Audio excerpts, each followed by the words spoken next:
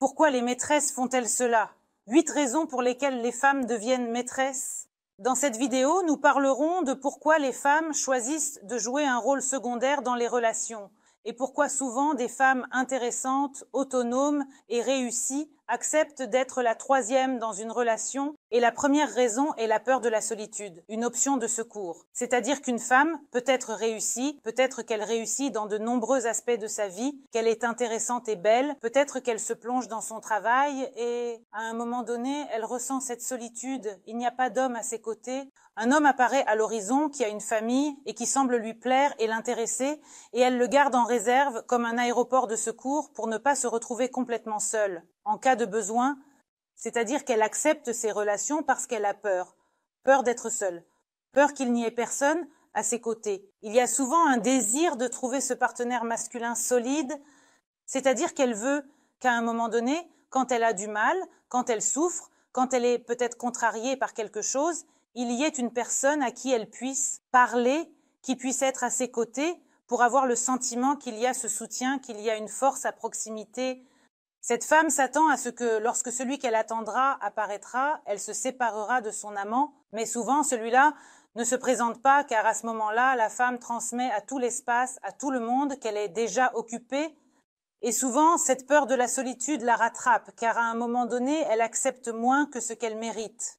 Ensuite, estime de soi faible, les filles qui grandissent dans des familles où beaucoup est exigé d'elles, où par exemple les parents étaient toujours mécontents des notes, lorsque la fille étudiait, étaient toujours insatisfaits de ce qu'elle faisait. Les parents avaient toujours besoin de plus, d'être plus intéressants, elle se sentait toujours un peu en dessous des attentes de ses parents, qui trouvaient que ce qu'elle faisait n'était pas suffisant. En grandissant, cette fille s'est habituée à la compétition, à se battre pour quelque chose, et elle n'a jamais appris à être simplement heureuse. Elle a besoin de ce combat, et elle entre dans de telles relations parce qu'il y a ce désir de compétition, et les relations simples ne l'intéressent plus.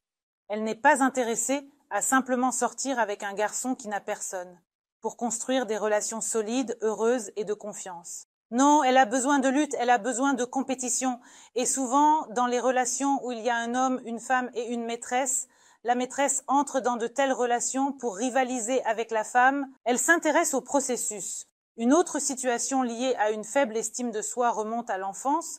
La petite fille était rabaissée. Il se peut qu'il y ait eu des frères et sœurs dans cette famille qui étaient meilleurs, qui faisaient quelque chose. Encore une fois, elles réussissaient à obtenir quelque chose de mieux, elles étaient plus belles, plus intelligentes, et ainsi de suite. Et la fille était toujours mise de côté. Ses intérêts et préférences passaient au second plan.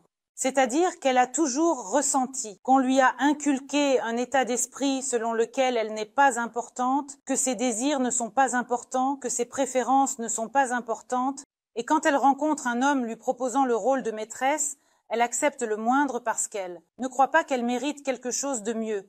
C'est-à-dire qu'elle accepte déjà ce qu'on lui propose. Et ici, il est nécessaire de travailler sur l'estime de soi. Et encore une fois, la fille qui n'a pas reçu assez d'amour, c'est-à-dire qu'elle a peut-être été peu aimée, elle ressentait ce manque d'amour, surtout de la part de son père. Et maintenant, elle s'intéresse à construire une relation avec un homme marié pour obtenir cet amour, pour être aimée. Si vous vous reconnaissez dans certains de ces moments, il est nécessaire d'accepter simplement ce fait. Accepter, analyser et travailler avec ce que vous avez déjà. C'est déjà une partie de la thérapie. Quand une personne comprend le problème en elle-même et accepte le fait que le problème ne vient pas des hommes mariés qu'elle rencontre, mais qu'il réside en elle, c'est déjà un grand résultat. Ensuite, le traumatisme psychologique de l'attachement était encore une expérience douloureuse, peut-être un premier amour, et il y a eu un traumatisme ou un stress intense.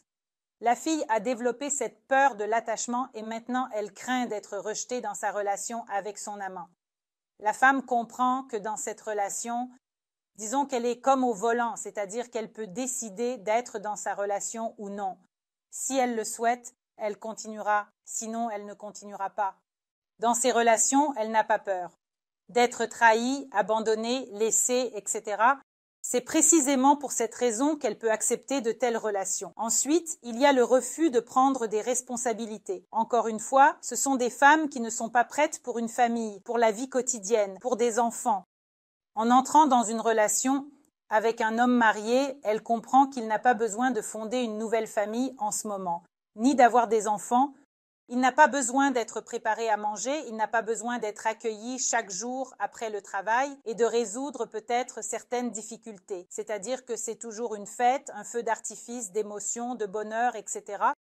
La femme choisit consciemment et si elle choisit délibérément ce moment, cela signifie qu'elle est satisfaite de tout. Cela signifie qu'elle le veut simplement. Ensuite, problème lié à la satisfaction de ses propres désirs. Et ici, c'est la situation inverse où une femme peut avoir plusieurs hommes. Soit la femme est mariée et elle commence à sortir avec un ou même deux hommes. Il arrive aussi qu'un homme ne puisse pas satisfaire les besoins de sa femme, c'est-à-dire que cette femme a généralement de nombreux besoins, que l'homme ne veut peut-être pas ou ne désire pas résoudre tous les besoins de sa femme, c'est-à-dire qu'il peut s'agir de différents besoins, protection, amour. Une femme peut également manquer de certaines attentions élémentaires, de moments, de cadeaux, etc.